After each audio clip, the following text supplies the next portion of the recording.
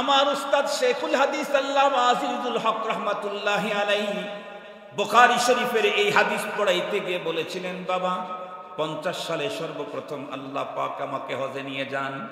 সেইখানে যাওয়ার পরে তখন তো আমার জওয়ানি ছিল।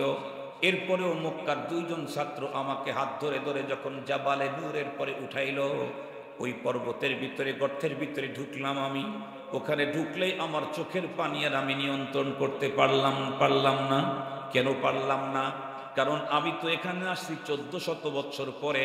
যখন এই পাহাড়ের গর্ত পর্যন্ত উঠার জন্য খানিকটা রাস্তা হয়ে গেছে, কিন্তু আমার আম্মাজান খাদিজাতুল কুবরা রাদিয়াল্লাহু তাআলা আনহা 1400 বছর আগে যখন এই পাহাড়ের উপরে কোনো মানুষ আসতোই না, এই গর্ত পর্যন্ত 2-1 ছাড়া কেউ উঠতোই না, সেই মুহূর্তে আমার পয়গম্বরকে খাবার পৌঁছাবার জন্য 55 বছরের একজন বৃদ্ধা মহিলা, আমি উঠতেই আমার 2.5 ঘন্টা লেগে গেল। পুরুষ হওয়ার পরেও খাদিজাকে তো ধরার কেউ ছিল না, ওনাকে তো সাহায্য করার কেউ ছিল না।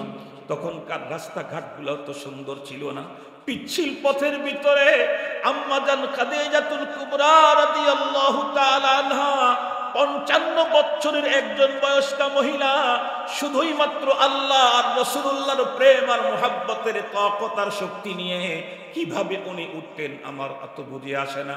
মাঝে মাঝেই এখানে পয়গম্বরের জন্য খাবার নিয়ে আসতেন, পানি নিয়ে আসতেন, কারণ আম্মাজান বুঝতেন আমার স্বামী যে খাবার নিয়ে গেছে 3 দিন পর্যন্ত চলে যাওয়ার পর সেই খাবারের কোনো অংশ বাকি নাই। কিন্তু নবী কেন আসেন না?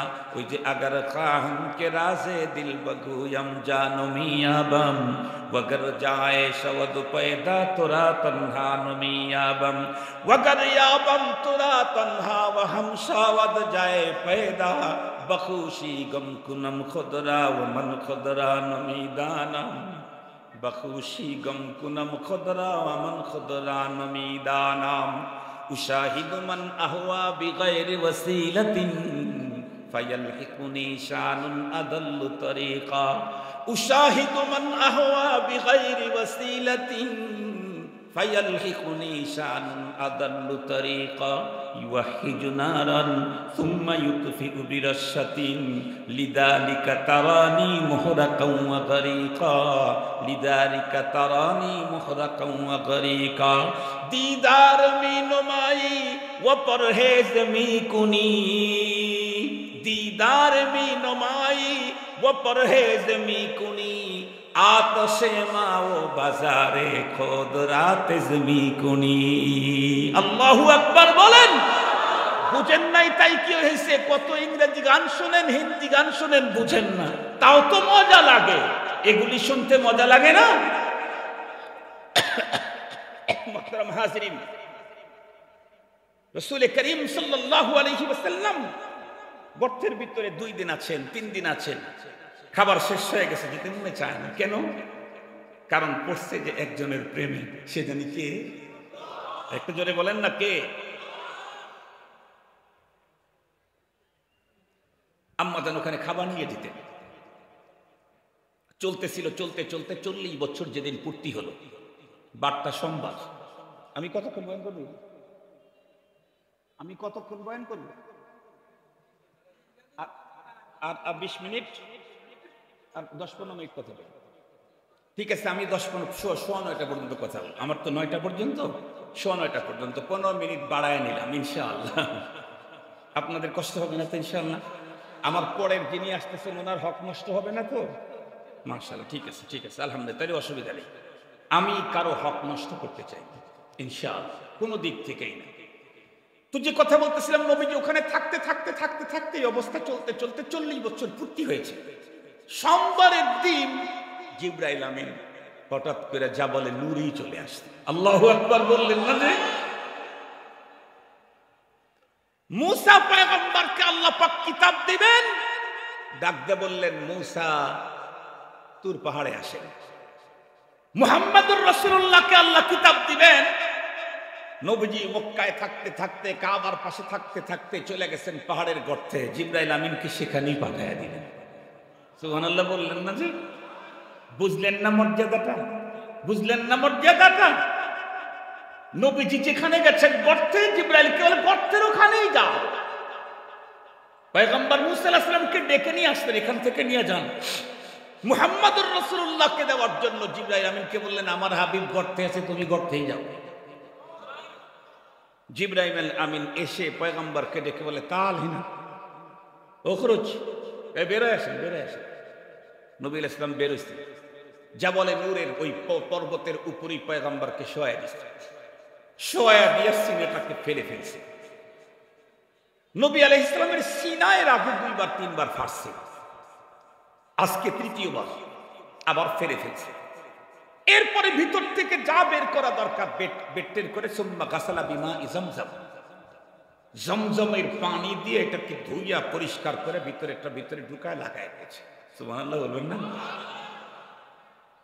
এরপরে এখন জিবরাইল আমিন পয়গম্বরকে ডেকে বলেন, একটু দাঁড়ান। নবীজি দাঁড়াইছেন, ডেকে বলে, ইকরা, পড়েন। আল্লাহর পয়গম্বর বলেন, মা আনা বিকারিন, আমি তো পড়ুয়া নই, আমি কি পড়বো, আমি তো পড়া জানি না। আল্লাহ পাকের রাসূল বলেন, ফাআখাযানি ফাগাত্তানি হাত্তা বালাগা মিন্নিল জুহদ, আমাকে জিবরাইল আমিন ধরে চিপ দিল খুব জোরে। সুম্মা আরসালানি ফাকালা ইকরা, এরপরে ছেড়ে দিয়ে বলেন, পড়েন। নবীজি বলেন, আমি আবার উত্তর করলাম, মা আনা বিকারিন, আমি পড়ুয়া নেই, পড়া জানি না। জিবরাইল আমিন আবার ধরলেন, চাপ দিলেন, ছেড়ে দিয়ে বলেন, পড়েন। আমি আগেরটাই বললাম, মা আনা বিকারিন, আমি পড়ুয়া নই। 3 বার জিবরাইল আমিন বিশ্ব নবীজিকে বুকের সাথে জড়ায়া চিপ দিয়ে ছেড়ে দিয়ে চতুর্থবার বললেন, ইকরা বিসমি রাব্বিকাল্লাযী খালাক, খালাকাল ইনসানা মিন আলাক। সূরাতুল আলাকের মা লাম ইয়ালাম পর্যন্ত 5 আয়াত পড়ে ফেললেন। নবী আলাইহিস সালাম বলেন, আমি তখন সবগুলো পড়ে ফেললাম। আমি জিজ্ঞেস করতে চাই, জিবরাইল আমিন 3 বার ধরে চিপ দিলেন, খালি খালি না কিছু ঢুকছে? কথা বলেন না কেন? এইটাই তো আমাদের উস্তাদরা বলে, ইয়া ইলম সিনা বাসিনা। এটাই তো আমাদের উলামায়ে কেরাম বলেন, ইয়া ইলম সিনা বাসিনা। এই ইলম জিবরাইল আমিনের কাছ থেকে নবীজি পর্যন্ত আসার আগে সিনাতে 3 বার চাপ লাগানো হয়েছে। সেই ইলম যদি তোমরা অর্জন করতে চাও, ভাষার পণ্ডিত্যের কারণে কখনো কোরআনের তাফসীর করা যায় না, হাদিসের ব্যাখ্যা করা যায় না, সিনার সাথে সিনা লাগাইতে হয়। ভাষার পণ্ডিত কোরআন শরীফের তাফসীর পড়ে ইংরেজিতে, হুজুরকে দামই দিতে চায় না।